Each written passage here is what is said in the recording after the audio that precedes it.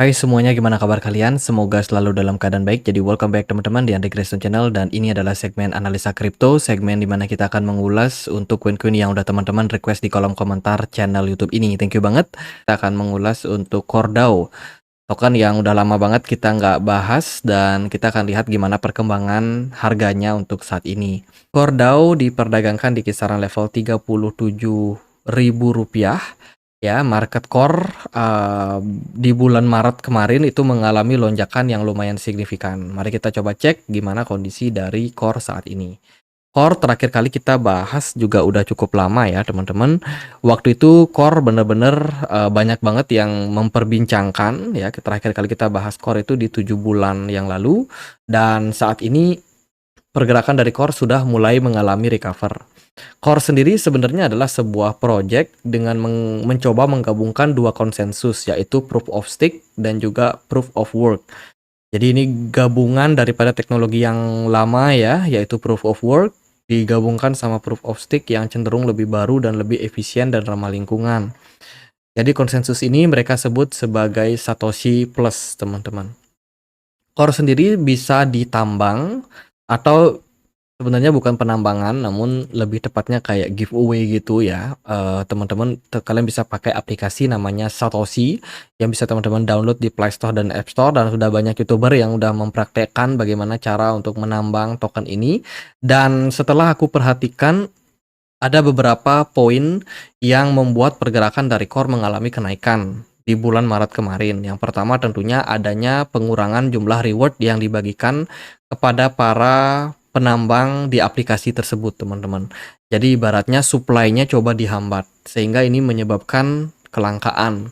Dan kelangkaan itu selalu berbanding positif terhadap harga, atau kecenderungannya berbanding positif terhadap harga kalau use case dari project tersebut juga cenderung lebih baik.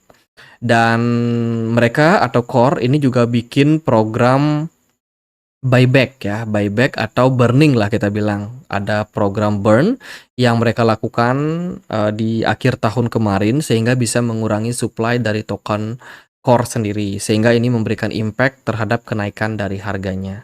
Jadi kombinasi antara pengurangan reward serta burning ini cukup bikin harga core mengalami lonjakan.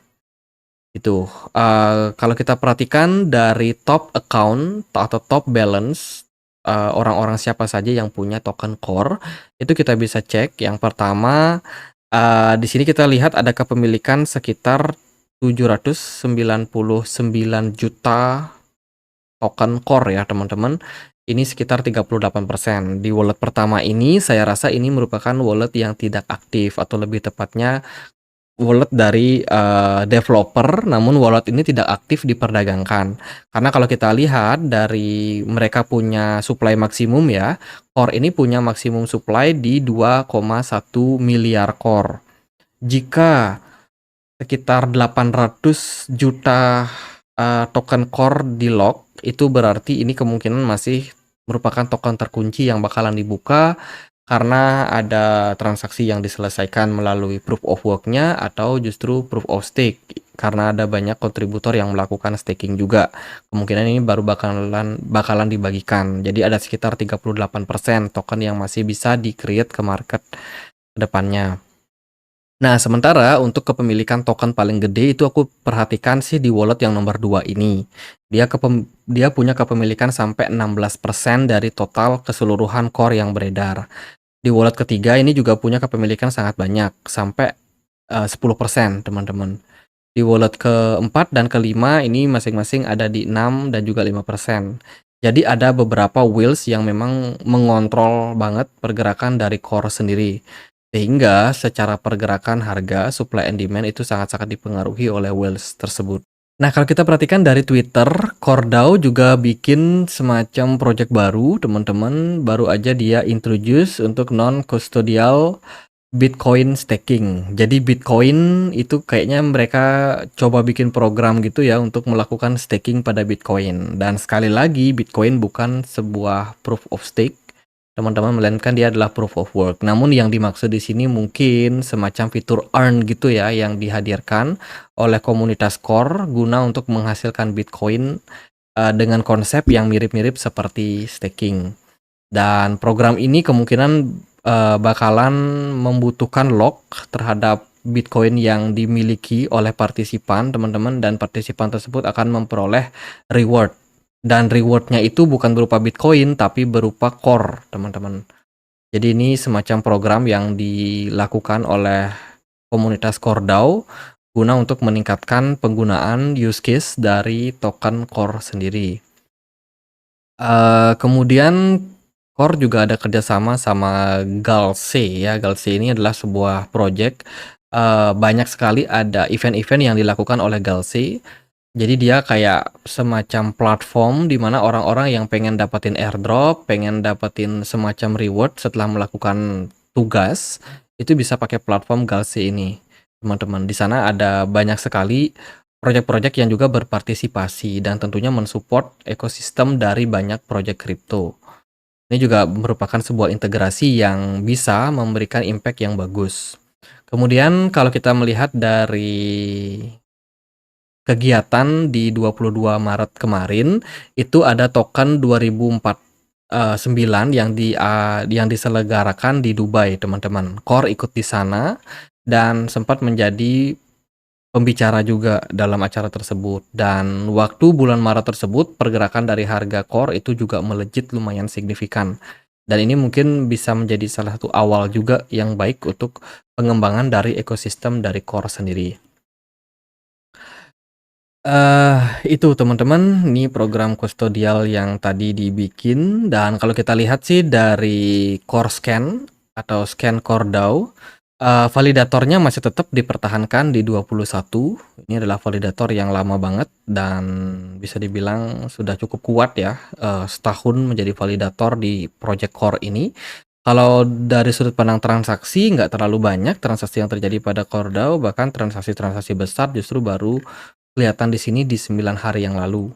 Jadi bisa dibilang blockchain-nya ini, ya tidak terlalu banyak transaksi yang besar, teman-teman. Mungkin transaksi-transaksi kecil itu ada aja kelihatan di sini, beberapa detik dan sangat-sangat cepat juga, teman-teman. Ya itu sih beberapa poin dari Core sendiri ya, teman-teman. Kalau teman-teman tertarik untuk menambang tokennya ya bisa pakai aplikasi yang ini nih. Jadi banyak, ada video juga di YouTube yang menjelaskan bagaimana cara untuk melakukan, apa namanya, pencarian token dari Core secara gratis tersebut hanya lewat HP saja. Dan kita akan coba lihat pasar dari Core sendiri. Saat ini Core DAO sudah bisa diperdagangkan di Bybit, OKX, Gate.io, Huobi Global, Maxi, Bitget, BingX, dan kawan-kawan, teman-teman. Jadi udah lumayan besar juga beberapa token atau beberapa exchange yang bisa memperdagangkan. Dan Core sendiri tergolong koin middle cap ya. Market cap-nya besar banget loh, 32 triliun. Dan berada di peringkat 51 di CMC. Dan token ini belum listing juga di exchange besar kayak Binance atau Coinbase. Maybe akan ada opportunity, let's say kalau Core mampu meyakinkan Binance untuk melisting token tersebut. Bisa jadi harga Core menguat lagi. Itu. Lalu secara price action gimana? Apakah saat ini menarik atau enggak? Kalau kita perhatikan dari pergerakan dari Core ini udah mulai naik memang, terjadi di Februari kemarin. Terjadi lonjakan volume transaksi dari smart money pada Core di bulan Februari. Asumsinya adalah whales baru mulai melakukan, akumulasi yang komprehensif ya, yang benar-benar intens itu di Februari kemarin. Sampai puncaknya ketika event token 2045 di Singapura dan Dubai. Di sana pergerakan harga Core baru dipompa naik sampai ya antara 22 Maret sampai 1 atau 2 April, teman-teman. Waktu itu pergerakan dari Core lumayan naik secara signifikan ya. Itu naik sekitar 600%. Itu gila banget kenaikan yang terjadi dan memang aktivitas whales ini cukup cepat berlangsung, hanya sebulan akumulasi, kemudian di-pump sekitar 1-2 minggu gitu. And then party berakhir, teman-teman. Jadi pergerakan dari harga Core setelah pump yang tinggi tersebut itu langsung koreksi sampai 50%-an ya. Harganya sempat menyentuh di $4, kemudian langsung turun dalam beberapa hari ke $1,2 dan itu bikin lumayan, investor juga panik, teman-teman. Lalu sekarang gimana? Kemana arah dari harga core saat ini? Kalau dari saya pribadi sih melihat bahwa pergerakan dari core saat ini ada kecenderungan untuk melanjutkan fase koreksi sementara setelah kenaikan yang sudah terjadi sebelumnya. Core punya tipikal token yang bergerak secara impulsif tiba-tiba, teman-teman. Kalau kita perhatikan secara historical di sini, mulai dari 22 Maret sampai dengan 2 April ini ya, pergerakan dari core itu benar-benar positif, hijau terus selama itu. Dan itu candle-nya menunjukkan memang aktivitas dari whales itu sangat-sangat memberikan impact terhadap harganya. Namun setelahnya, pergerakan dari core ini justru mendapatkan aksi taking profit yang sangat besar pada market. Ya, terjadi sell off yang terjadi selama beberapa hari, and then kemudian dipompa balik naik lagi. Meskipun akhirnya ya koreksi-koreksi, teman-teman. Dan saat ini kalau kita melihat dari pergerakan core masih cenderung korektif. Beberapa level support yang bisa kalian perhatikan yaitu di kisaran 2,8 dolar itu merupakan sebuah level resistance untuk core saat ini, resistance yang dekat. Sementara untuk supportnya yang kuat ada di 1,5 dolar. Cukup jauh, teman-teman, dan cukup berisiko kalau teman-teman masuk di harga 2,3 dolar. Ada kecenderungan teman-teman bakalan digulung turun lagi. Ya, let's say kalau memang trennya cukup bearish buat core ini. Jadi untuk saat ini ya kayak harus hati-hati dulu sih. Lebih baik teman-teman yang pengen entry itu masuk di 0,5. Itu cenderung lebih safe buat kalian, meskipun nggak ada jaminan juga kalau setelah teman-teman beli di harga tersebut, harga core bisa langsung melonjak naik.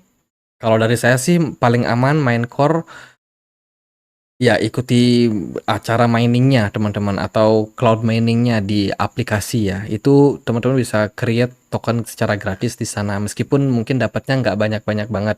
Cuma kalau konsisten ya bisa banyak juga teman-teman. Tapi kalau teman-teman yang mau trading di core, itu carilah momentum ketika core ada rencana untuk melisting atau ada rencana buat listing di exchange besar. Di sana kemungkinan baru akan mendapatkan akumulasi yang bagus. Contohnya ya paling sering itu di Upbit atau di Bithumb, itu adalah exchange-exchange yang sangat doyan naikin harga token. Jadi kalau ada berita core akan listing di exchange Bithumb atau Upbit ya, teman-teman bisa manfaatkan momentum. Tapi kalau untuk di hold jangka panjang, saya pribadi sih melihat ya nggak terlalu signifikan juga untuk proyek dari core ini. Meskipun ya banyak orang yang bilang wah ini proyek bagus dan sebagainya. Saya rasa di market juga banyak kripto yang cenderung punya hype lebih rame teman-teman. Apalagi sekarang ada RWA, ada modular blockchain, ada DePIN, ada AI. Jadi ada banyak sekali proyek-proyek kripto yang sebenarnya lebih interesting. Gitu aja sih buat update Bryce dan Core. Semoga videonya bisa bermanfaat. Bila mana ada pertanyaan lain, ada koin lain buat dibahas, bisa banget tulis di kolom komentar channel YouTube ini. Oke, teman-teman, kita juga punya komunitas diskusi di Telegram, tempat aku untuk update berita-berita terbaru. Kemudian juga teman-teman di sana juga bisa berdiskusi ya. Jadi ada banyak sekali teman-teman juga yang suka berbagi di sini. Jadi buat kalian yang mungkin mau join, linknya ada di kolom deskripsi video ini. Itu aja akhir kata saya Andri, makasih.